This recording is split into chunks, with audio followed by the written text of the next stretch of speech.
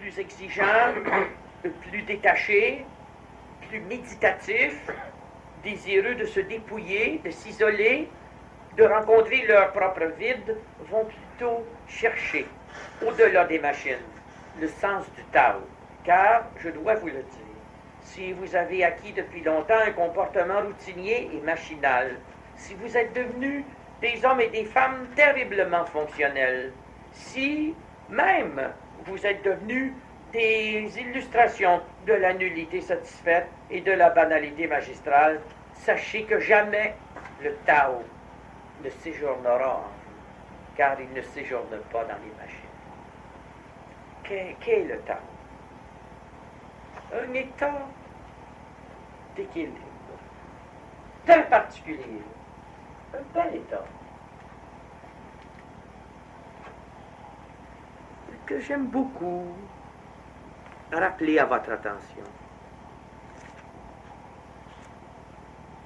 et qui caractérise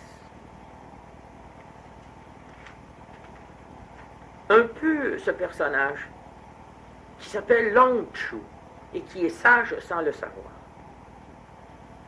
Comment se fait-il qu'il est dans le Tao qu'il ne le sache pas? Étonné par lui-même, Long Chu va s'adresser à Wen Che et lui dit « Je suis malade ». Wen Che lui dit « Mais de quoi souffrez-vous? Il faut me le dire, si vous voulez que je vous guérisse. » Alors il lui dit ceci: « La louange de mes concitoyens ne me procure pas plus de satisfaction que l'honneur, et je ne ressens pas de la honte quand il me blâme. Le gain ne me réjouit pas, et la perte ne m'afflige plus.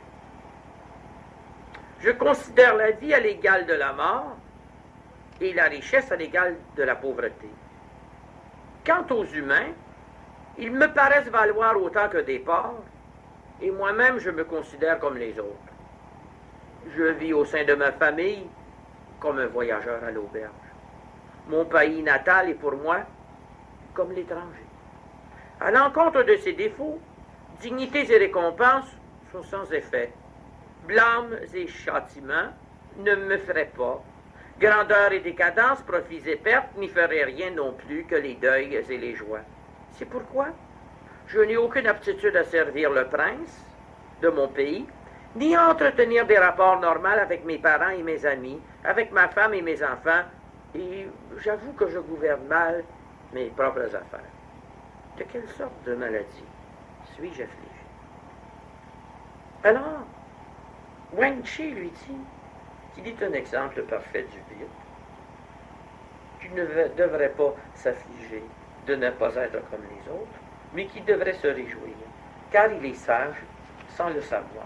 Si cela est une maladie, dit-il, je ne connais aucun remède à votre maladie. La description que je viens vous faire est un exemple de l'état où se trouve celui qui, voyant toute chose égale, indifférent à tout, se sent vide de toute affection et en même temps, du fait même, absolument plein de l'univers. Cet homme possède le Tao. C'est l'équanimité. Oui, cet homme possède le Tao.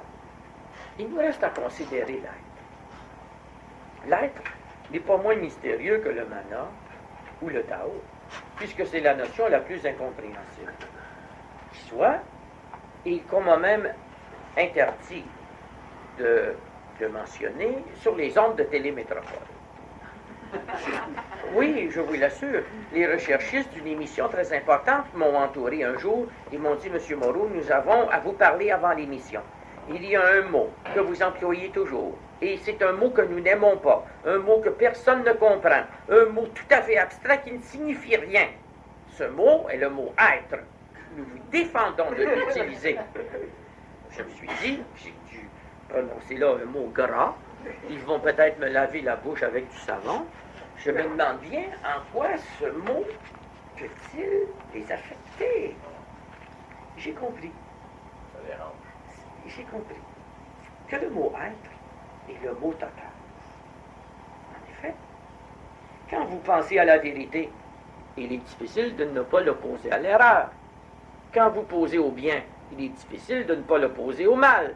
Quand vous pensez à l'âme, il est difficile de ne pas l'opposer au corps. Quand vous pensez à Dieu, il est bien difficile de ne pas l'opposer à sa création ou aux hommes. Mais quand vous pensez à l'être, à quoi allez-vous l'opposer? Vous allez me dire, au néant. Oui, mais le néant n'est pas.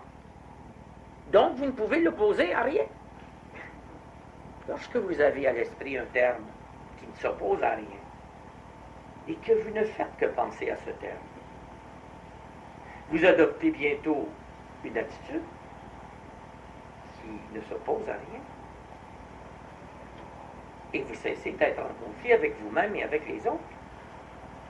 Puisque l'être marque maintenant votre vie. Étant dans l'être, lorsque quelqu'un vient à vous et vous dit « Mon hostie de chien sale, mon porc, ma maudite vache », vous vous dites « Tiens donc ». Et lorsque, quelque temps plus tard, il vient à vous et vous dit « Vous êtes un saint, je vous avais méconnu, je vous prie de me pardonner, vous êtes une personnalité admirable et un génie ». Et que vous dites encore « Tiens donc ». Il devient évident que vous êtes aussi bien insensible à ses louanges qu'à sa condamnation. À partir de ce moment-là, vous commencez à deviner que l'être a commencé à faire son travail sur vous. Ce travail, bien entendu, est un travail mystérieux, un travail secret, qui se fait pourtant en pleine lumière, et c'est ce qui faisait dire à ceux qui savaient que Gurdjieff et ses amis se livraient à ce travail dans la forêt de Fontainebleau, au prieuré d'Avon. C'est ce qui les faisait surnommer les hommes du travail. Ils faisaient sur eux le travail, qui consiste à reconnaître leur être partout. Il est bien difficile de lever une armée contre un pays qui vous apparaît comme une prolongation de votre être propre.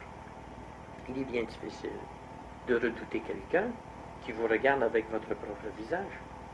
Il est bien difficile de vouloir condamner un amant ou une maîtresse de quelqu'un que vous aimez quand vous voyez à travers ces personnes des projections de vous-même et que vous constatez que rien ne vous sépare jamais de quoi que ce soit. Il est même très difficile de croire aux morts une fois que vous avez compris que vous n'êtes pas séparé de l'au-delà et que par la compréhension englobante étrique, ces gens que vous appelez des morts ne sont que des prolongations de votre propre système nerveux et, je dirais, des colocataires de votre moi. À partir de ce moment-là, vous commencez à vous dire « Je crois que j'y suis parvenu. Je ne suis plus capable d'attaquer les autres, mais je ne cherche pas à me défendre. Je ne me sens pas séparé d'eux, et pourtant je suis si différent. » Vous venez d'entendre un extrait audio d'une conférence du philosophe et écrivain jovialiste André Moreau. Si vous êtes intéressé à vous procurer cet enregistrement audio au complet ou d'autres enregistrements en format MP3 de ce conférencier, vous pouvez écrire à Jackie Lacourcière à l'adresse courriel andremoreau120@gmail.com que vous allez retrouver en bas de cet enregistrement. En communiquant avec elle, vous allez pouvoir obtenir la liste complète et à jour des nombreux enregistrements d'André Moreau des années 1980 à aujourd'hui qu'elle rend disponible. Sur cette liste, vous allez avoir les informations concernant leur prix et les modalités de paiement. Merci de votre écoute et au revoir.